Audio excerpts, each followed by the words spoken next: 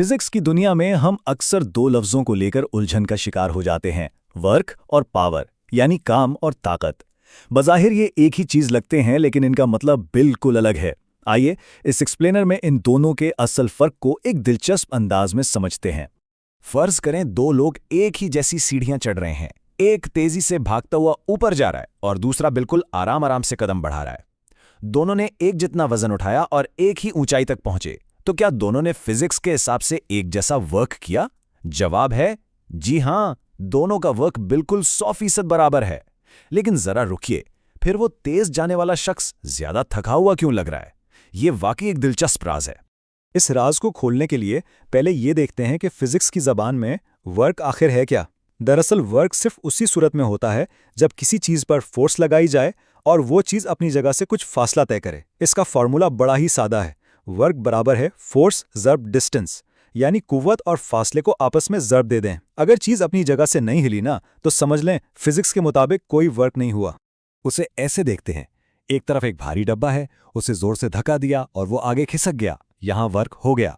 लेकिन दूसरी तरफ एक मजबूत दीवार को पूरी ताकत से धक्का दे रहे हैं और दीवार अपनी जगह से टस से मस नहीं हो रही।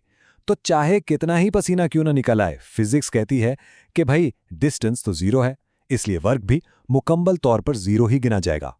अच्छा, अब इस वर्क को नापा कैसे जाए? इसके लिए जूल का इस्तेमाल होता है। मिसाल के तौर पर एक छोटा सा सेब लीजिए जिसका वजन कोई 100 ग्राम हो। अगर इस सेब को जमीन से सिर्फ 1 मीटर ऊपर उठाया जाए तो इस पूरे अमल में जो वर्क होता है ना, वो ठीक 1 जूल के बराबर होता है ना? समझने में कितना आसान।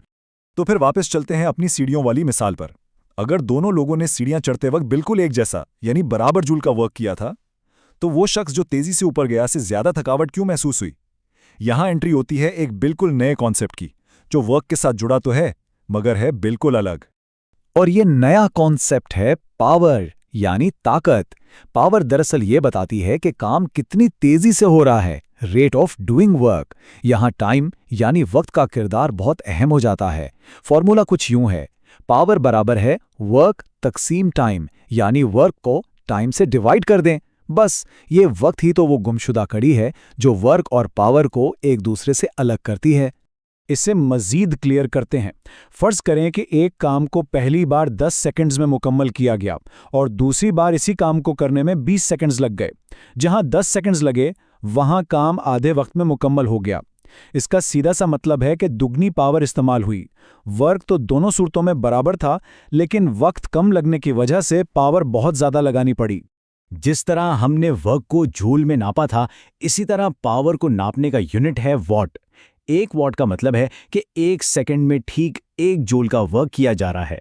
इसे जहन में बिठाने के लिए एक छोटी सी एलईडी लाइट का तस्वुर करें।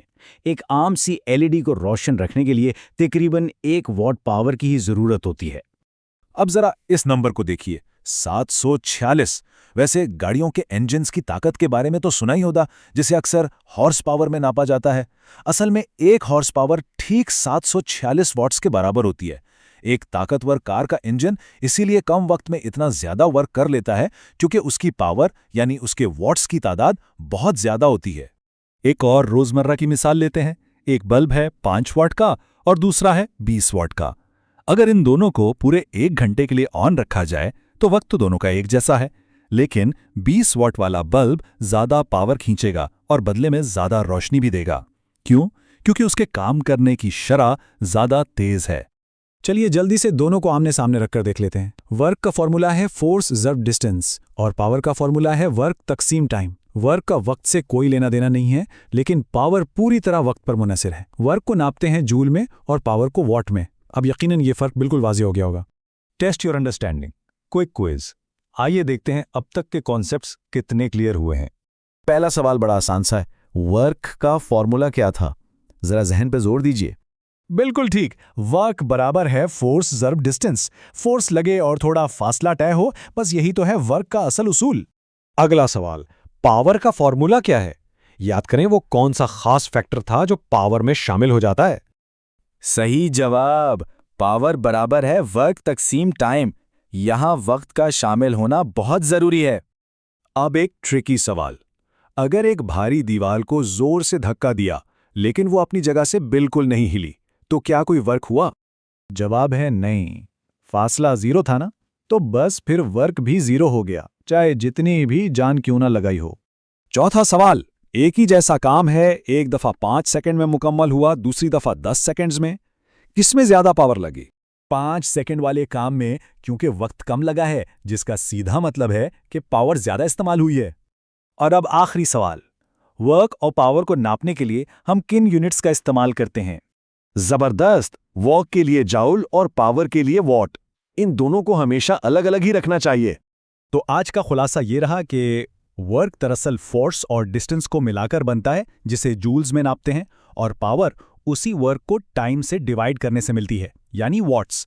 टाइम वो लाजमी आंसर है जो ये तय करता है कि कितनी पावर इस्तेमाल हो रही है। ये आखिरी रोल हमेशा याद रखने के लायक है। वर्क बताता है कि कितना काम हुआ और पावर बताती है कि काम कितनी तेजी से हुआ।